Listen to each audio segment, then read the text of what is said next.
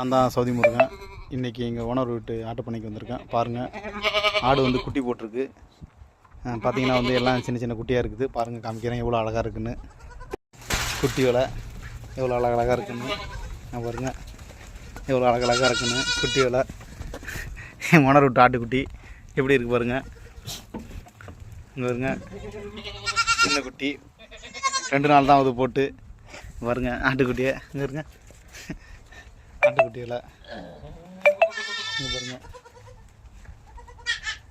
ஒவ்வொரு ஆடும் 3 குட்டி போட்டிருக்கு. பாருங்க பாருங்க, வச்சா